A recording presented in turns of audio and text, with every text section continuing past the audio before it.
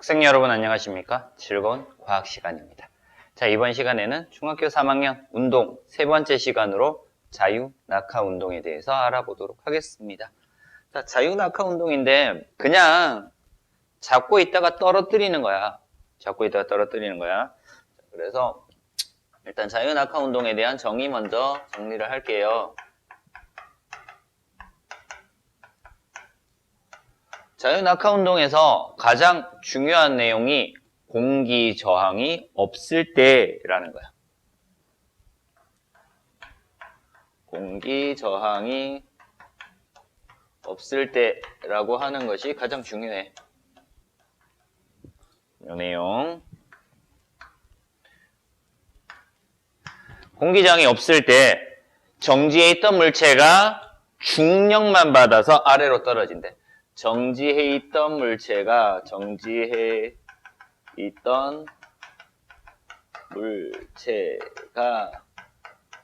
중력만 받아서 아래로 떨어지는 운동을 자유-낙하 운동이라고 얘기를 해. 자, 여기서 또 중요한 게 뭐냐면은 힘은 중력만 받는다라는 거. 중력이라는 힘만 받아. 자, 이 중력이라는 힘은 어떤 거냐? 항상 방향이 어떤 방향이다? 지구 중심 방향이다 라는 거지. 그래서 힘을 계속해서 받는 운동이라는 얘기야. 그래서 자유-낙하 운동이라고 하는 것은 힘이 작용하는 운동이야.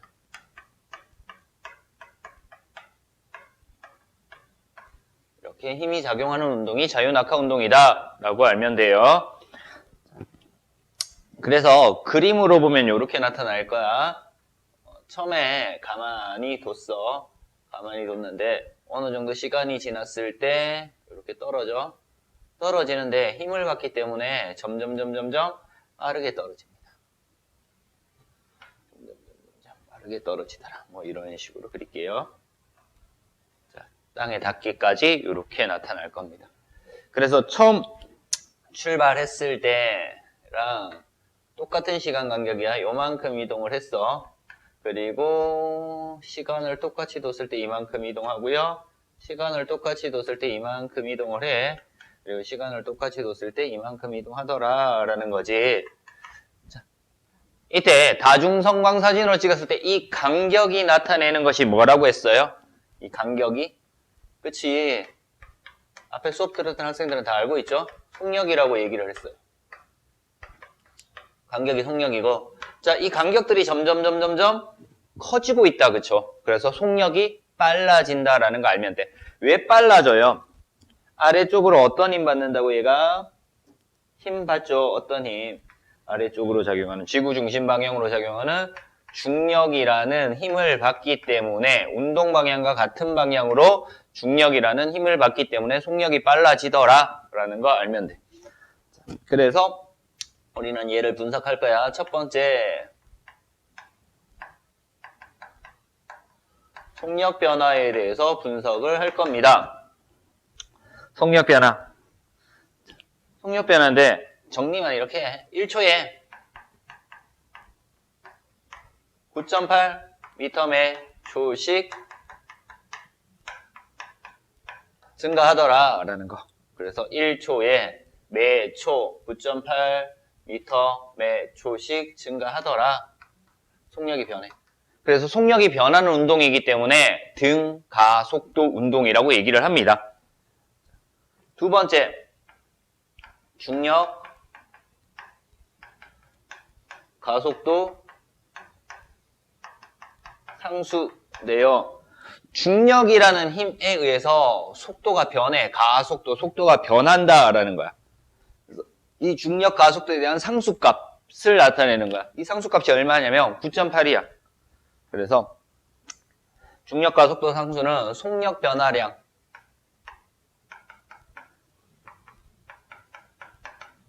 량인 1초에 9.8m/초씩 변하는 속력 변화량이 9.8을 이 9.8을 중력 가속도 상수라고 얘기를 해요. 그래서 얘를 뭐라고 두냐면은 G라고 둘 거예요. gravity라고 하는 중력에 의한 상수값이라고 해서 G. 그래서 G는 9.8이다 라고 둘 겁니다. 이동거리 나와 있어요. 속력이 점점 빨라지니까 이동거리도 어떻게 돼? 점점 길어지더라 라는 걸 알 수 있어. 그래서 이동거리는 같은 시간 동안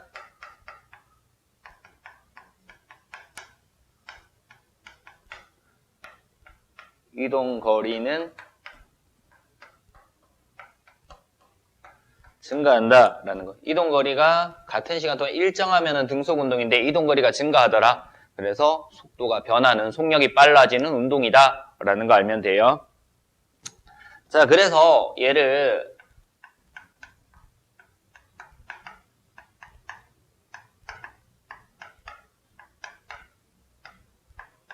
그래프로 나타낼 거야. 자유낙하 운동 그래프로 나타낼 겁니다. 자, 자유낙하 운동 그래프는요, 시간 속력 그래프를 일단 먼저 나타낼 거예요.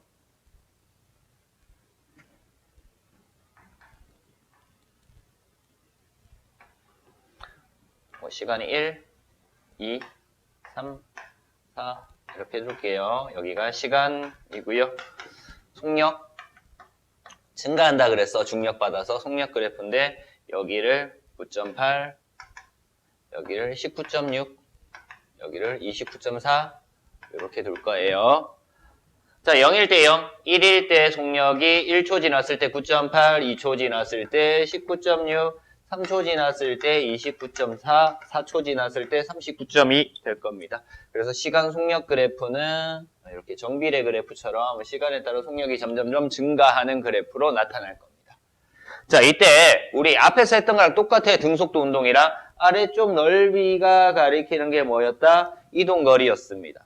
아래쪽 넓이가 이동거리였는데 2초 되면 2배가 되는 것이 아니라 이렇게 해서 2배가 되는 것이 아니라 이만큼이 더 증가하죠. 그쵸? 그래서 이동거리는 비례해서 증가하는 것이 아니다라는 걸 알 수 있어. 그래서 이동거리 그래프도 여기서 잠깐 보고 넘어갈 거예요. 책에는 안 나오지만 시간에 따른 이동거리 그래프는 어떻게 표시가 되냐면요. 이렇게 표시가 돼요.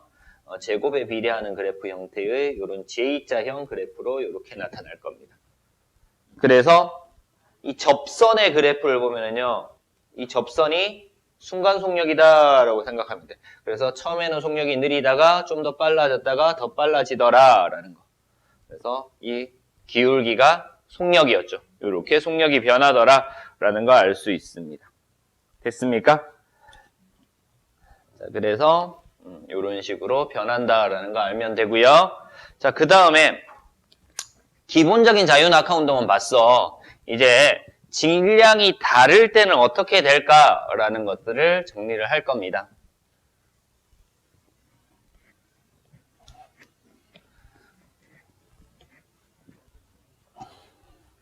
두 번째,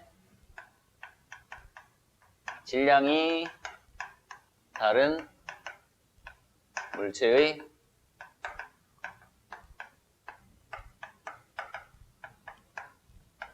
자유낙하 운동에 대해서 나와요. 자, 조건을 두 가지로 둘 거야. 첫 번째는 공기저항이 없을 때 둘 거고요. 두 번째는 공기저항이 있을 때 둘 겁니다. 첫 번째, 공기저항이 없을 때.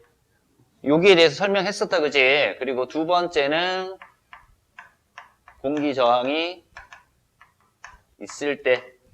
기본적으로 자유낙하 운동은 공기저항이 없을 때 지구가 끌어당기는 힘인 중력만 받아서 나타나는 운동이 자유낙하 운동이었어. 그래서 두 가지를 가지고 실험을 할 거야. 쇠구슬하고 이렇게 생긴 깃털하고 이렇게 두 가지를 가지고 설명을 할 거예요. 만약에 공기저항이 있을 때도 쇠구슬이랑 이렇게 생긴 깃털이랑 이렇게 두 개 가지고 실험을 했어. 공기저항이 없다라고 하는 것은 저항력은 안 받는다는 얘기야. 그래서 어떤 힘만 작용한다? 중력만 작용을 하는 거야. 중력이라고 하는 힘만 작용해. 그래서 쇠구슬이 떨어지는 것과 쇠구슬이 이렇게 낙하 운동을 하는 것과 깃털이 낙하 운동하는 것과 동일하다. 그래서 공기저항이 없을 때는 질량이 달라도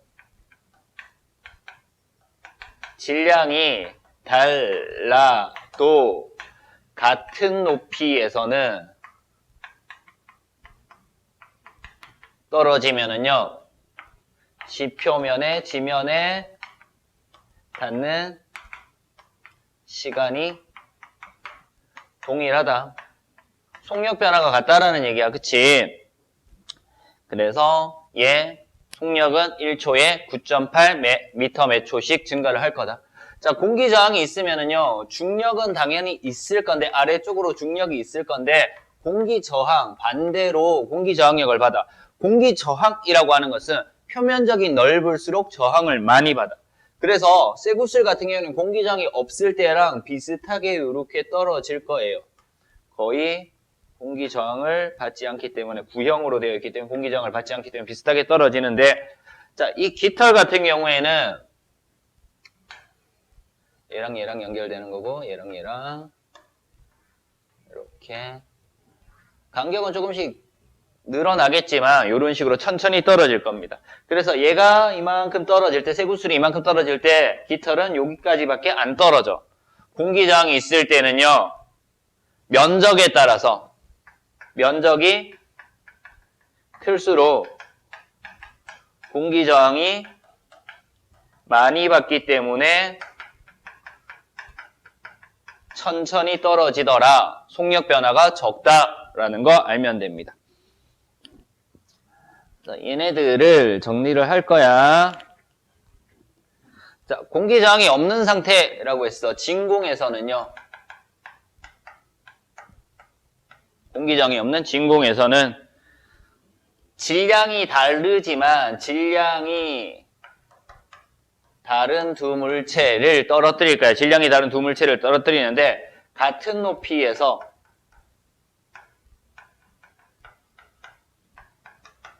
동시에 떨어뜨리면은 어떻게 된다? 지면에 도달하는 시간이 같다라는 거. 동시에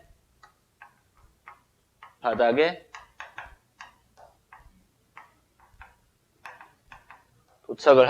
도달하더라라는 거. 자, 그래서 진공일 때는 아무것도 상관없어. 진공일 때는 다른 것들 영향을 하나도 안 받고 진공일 때는 뭐에 영향 안 받는다? 중력이라는 힘의 영향을 받아. 그래서 1초마다 아무 상관없이 1초에 9.8m 매 초씩 증가해, 속력이. 무조건. 아무런 이유 없이 진공 상태에서는 어떠한 물체든 간에 쇠구슬이든 깃털이든 어떠한 물체든 간에 이렇게 떨어질 거다라는 겁니다. 자, 중력의 크기 나와 있어. 중력이란 중력의 크기랑은 다른 거야. 중력의 크기는 뭐를 나타내냐면은 무게를 나타내는 거예요. 중력의 크기라고 하는 것은 무게를 나타내. 그래서 이 중력의 크기라고 하는 것은 뭐에 비례한다? 질량에 비례하더라라는 것도 정리를 해두면 됩니다. 자, 그래서 중력의 크기는 이렇게 될 거야.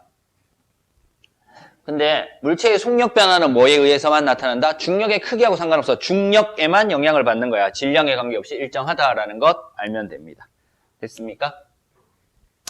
자, 이렇게 해서 자유낙하 운동에서 공기 저항이 없을 때와 있을 때에 대한 내용들 간단하게 봤어요.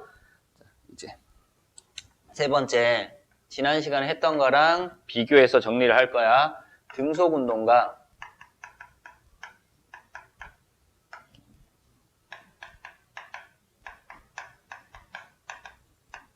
자유낙하 운동의 그래프를 비교를 할 거예요. 자, 그래프 두 개 배웠어요. 시간 속력 그래프랑 시간 이동 거리 그래프. 그래서 기본적으로 등속 운동에서의 시간 속력 그래프랑 자유낙하 운동에서의 시간 속력 그래프 보면 등속 운동은 힘이 작용하지 않기 때문에 시간이 지나도 속력은 일정한 형태로 나타나는 것이 등속 운동 그래프고요. 자유낙하 운동은 시간에 따라서 속력이 일정하게 증가하는 그래프가 자유낙하 운동 그래프였습니다. 됐죠? 자, 이때 시간에 따른 이동거리 그래프 나왔지? 등속 운동은 시간에 따른 이동거리 그래프가 시간에 따라서 이동거리가 비례해서 증가하더라 라는 거 알 수 있었고요. 자유낙하 운동에서의 시간에 따른 이동거리 그래프는 제곱에 비례해서 증가하는 J자형 그래프 형태로 나타나더라. 자, 우리 배웠던 거 좀 더 정리하자. 시간 이동거리 그래프에서 기울기가 나타내는 것이 뭐였다고? 속력이었죠. 기울기가 나타내는 것이 속력이었어요. 그래서 얘는 기울기가 일정하기 때문에 등속운동, 기울기가 변하기 때문에 가속도 운동, 자유낙하 운동이다 라는 거고요. 등속운동하고 자유낙하 운동에서 시간 속력 그래프에서 아래쪽 넓이가 나타내는 것이 뭐였다고? 이동거리였죠. 그래서 넓이 가지고 이동거리도 구할 수 있더라 라는 것들 알아두면 되겠습니다. 됐습니까? 자, 이런 식으로 봤고요. 이제 그래프를 하나 더 볼 건데 어떤 그래프를 볼 거냐면 다중섬광 사진을 잘라 붙인 그래프 볼 거야. 자, 등속운동하고 자유낙하 운동이 있는데요. 등속운동에서 다중섬광 사진을 잘라 붙일 거야. 그러면은 여기는 시간이고 여기에 속력일 거야. 다중섬광 사진을 잘라 붙일 건데 어떻게 잘라 붙였냐면 이렇게 잘라 붙였단 말이야. 여기 하나, 둘, 셋, 넷. 그래서 뭐 이런 식으로 있죠. 간격이 공이 떨어질 때 공 한 칸의 간격을 이렇게 뒀단 말이야. 그래서 다중섬광 사진에서 이 간격이 나타내는 것이 뭐라 그랬어요? 속력이라고 했죠. 그래서 간격이 일정하기 때문에 속력이 일정하다. 자유낙하 운동에서의 다중섬광 사진 그래프 사진은 어떻게 된다? 시간에 따른 속력 그래프 보면은요. 처음에 이렇게 있을 거고 두 번째, 세 번째, 네 번째 이런 식으로 해서 속력이 점점점 어떻게 돼? 증가하는 형태의 그래프로 나타나더라 라는 것들 알 수 있습니다. 그래서 다중섬광 사진에서도 시간 속력 그래프에서 일정하면 등속운동 그리고 일정하지 않고 점점점 증가하면 자유낙하 운동이다 라는 것까지 알 수 있으면 되겠습니다. 자, 이번 시간에 자유낙하 운동에 대해서 알아봤어요. 그죠? 자유낙하 운동이 무엇인가? 공기저항이 없을 때 그냥 높은 곳에서 가만히 떨어뜨렸을 때 얘네들의 운동 변화를 자유낙하 운동이라고 하고요. 중력이라는 힘을 받아 그래서 중력에 의한 가속도가 붙더라, 속도가 변하더라 라는 거. 그리고 질량이 다른 물체의 자유낙하 운동, 진공 상태에서 공기저항이 없을 때는 똑같이 떨어졌지만 공기저항이 있을 때는 똑같이 떨어지지 않더라 라는 거 알아봤고요. 지난 시간에 배웠던 등속운동이랑 이번 시간에 배웠던 자유낙하 운동 그래프 비교하는 것까지 알아봤습니다. 이번 시간 수업은 여기서 마치도록 하겠습니다.